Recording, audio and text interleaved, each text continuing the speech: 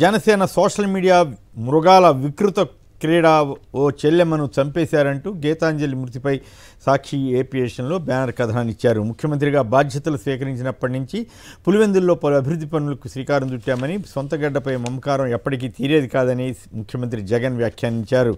నేడు వైఎస్ఆర్ కాంగ్రెస్ పార్టీ ఆవిర్భావ దినోత్సవం. జనసేన సీట్లలో కోత, బీజేపీకి సీట్ల సర్దుబాటు కోసం జనసేనకు అసెంబ్లీ సీట్లలో 3 తగ్గించిన చంద్రబాబు.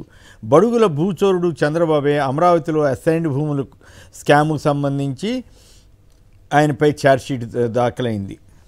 ఎస్సీ, ఎస్టీ, బీసీ రైతులను భయపెట్టి మరీ దోపిడీ చేశారంటూ కథనాన్ని ఇచ్చారు.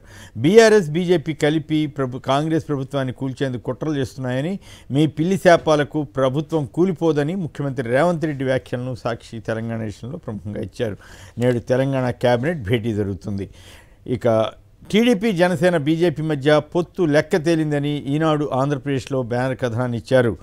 దిగొచ్చిన ఆర్టీసీ ఆ చిలకలూరిపేటలో టీడీపీ, జనసేన, బీజేపీ ఉమ్మడి సభకు బస్సులు ఇస్తామంటూ కబురు అంటూ ఎట్టకేలకు అధికార పార్టీ కబంధ హస్తాల నుంచి ఆర్టీ సంస్థకు విముక్తి కలిగిందంటూ మరో చెత్త కథనాన్ని ఇచ్చారు. అధికార పార్టీకి బస్సులు ఇస్తుంటే వైసీపీ సభలకు బస్సులు ఇస్తే ఇంకే ఉంది, ప్రయాణికులకు నానా పాట్లు ఇబ్బందులు పడుతున్నారని చెత్తా చెదారం కలిపి రాసిన ఈనాడు పత్రిక ఇప్పుడు చిలకలూరుపేట టీడీపీ, బీజేపీ, జనసేన సభకు బస్సులు ఇస్తున్నారని, బస్సులు ఇవ్వటాన్ని ఆహ్వానిస్తూ స్వాగతిస్తూ వార్త రాసి ఇక్కడ కూడా మళ్ళీ అధికార పార్టీపై ఏడుపుగొట్టు వార్తను రామోజీరావు రాయించారు. రిషికండల మరో విధ్వంసం అంటూ మరో చెత్త వార్తను రాశారు.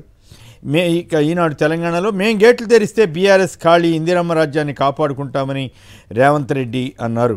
షెడ్యూల్కు ముందే రాజకీయ వేడి, తెలంగాణలో మెజార్టీ గెలిపే స్థానాల్లో గెలుపు లక్ష్యంగా కాంగ్రెస్ పార్టీ పార్లమెంట్ ఎన్నికలకు సిద్ధమవుతోంది. ఇక భట్టికి చిన్నపేట, యాదగిరి నర్సన్న సన్నిధిలో ఉప ముఖ్యమంత్రికి అవమానం అంటూ నమస్తే తెలంగాణ పత్రికలో ప్రముఖంగా కథనాన్ని ఇచ్చారు.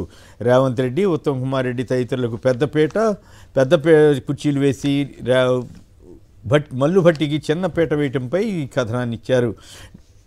కలిసొచ్చిన నేల నుంచే కథన భేరీ. నేడు కరీంనగర్లో బీఆర్ఎస్ భారీ బహిరంగ సభ.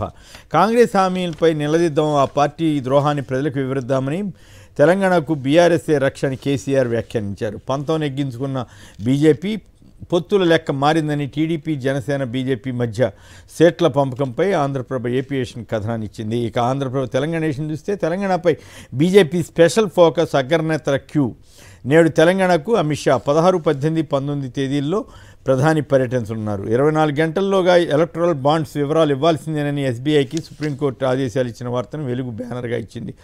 మునుగుతుందా తేలుతుందా, మెడిగడ్డ మరమ్మతుపై ఇంకా అనిశ్చితి, రైతాంగంలో నైరాశ్యం అంటూ వార్తాపత్రిక స్టోరీ ఇచ్చింది. మారిన లెక్కలు, బీజేపీకి 10 అసెంబ్లీ, 6 లోక్సభ సీట్లు తగ్గించుకున్న పవన్ కళ్యాణ్, టీడీపీ అంటూ ఏపీఎస్లో వార్త ప్రధానంగా కథనాన్ని ఇచ్చారు. 50 ఆలయాలకు అభివృద్ధికి శ్రీవాణి ట్రస్ట్ నిధులు, టీటీడీ డేటా కేంద్రాల నిర్వహణకు 12 కోట్ల కేటాయింపు. తెలంగాణలో పొలిటికల్ హీట్ పెంచేలా నేడు బీఆర్ఎస్, కాంగ్రెస్, బీజేపీ సభలు జరగబోతున్న వార్తను టైమ్స్ ఆఫ్ ఇండియా ఇచ్చింది.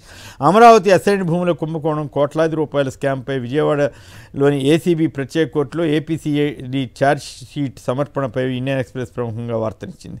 టీడీపీతో పొత్తుపై ఏపీ, బీజేపీ అసంతృప్తి అంటూ మరో కథనాన్ని ఇచ్చారు. ఏపీ విభజనపై నెలకొన్న ప్రతిష్టంభన, తెలుగు రాష్ట్రాల మధ్య జరిగిన సమావేశం అసంపూర్తిగా ముగిసిందని హిందూ పత్రిక కథనాన్ని ఇచ్చింది.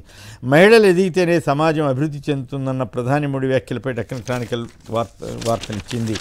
ఇక ఈరోజు ఈనాడు, ఆంధ్రజ్యోతి రాసిన అబద్ధాల వార్తలను చూస్తే చంద్రబాబుపై మరో కొత్త కేసు అని మాత్రం ముక్తాయింపుగా మాత్రమే ఈనాడు, ఆంధ్రజ్యోతి రాశాయి తప్ప ఆయన పాల్పడిన భూ స్కాములు, ఇతరత్రా వచ్చిన అభియోగాలను ఎక్కడా ప్రముఖంగా ప్రచురించకుండా జాగ్రత్త పడ్డాయి.